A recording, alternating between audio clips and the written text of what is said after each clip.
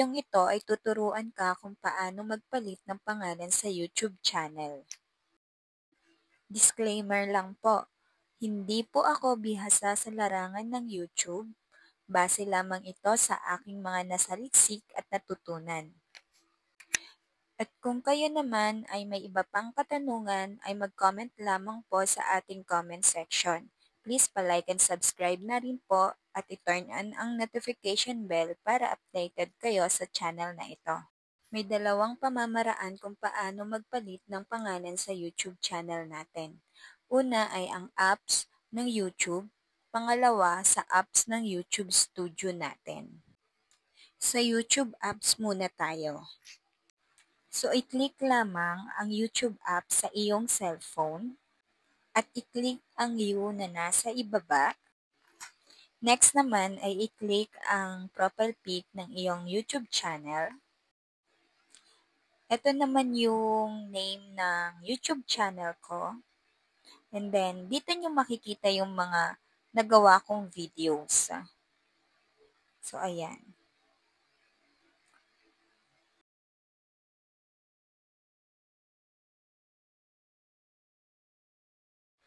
Sa part na ito ay pindutin lamang natin yung hugis lapis na nasa gilid.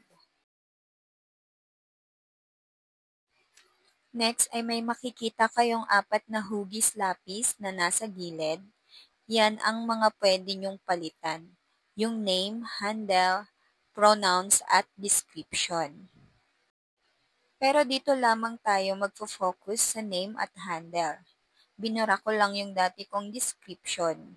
Mas maganda kung may nakahanda na kayong ilagay sa pronouns at description nyo. Sa name, i-type mo lang yung YouTube channel name na ipapalit mo. Sa handle naman, ang ginawa ko muna ay naglagay ng numbers sa dulo. Tapos, copy name sa pinalit kong YouTube channel name. Kasi kung mapapansin nyo sa video, mamaya, nag-error siya. So, it means, gamit na yung handle na ginawa ko.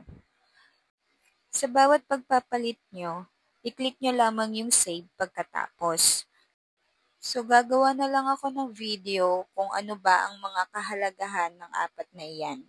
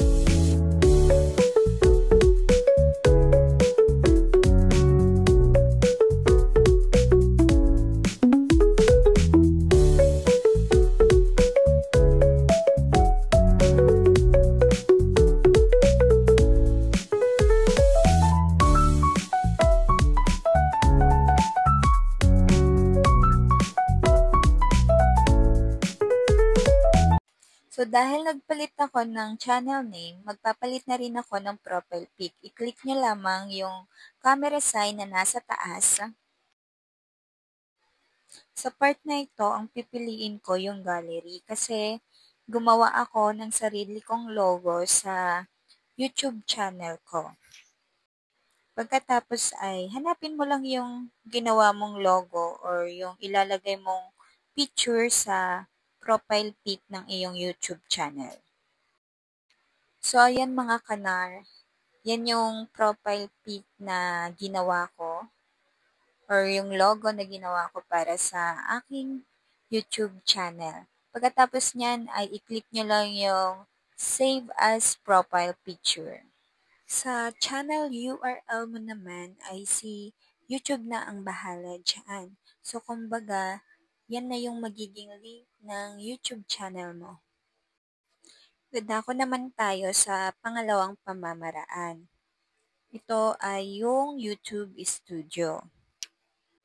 I-click ang YouTube Studio app.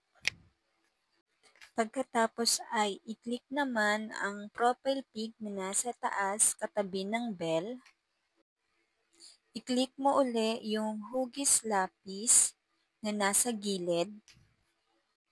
So ayan, makikita nyo ulit yung mga hugis lapis na nasa gilid. So dyan po kayo mag-e-edit ng channel name nyo na gusto nyong ipalit. And then, i-click nyo lamang po yung save kapag napalitan nyo na.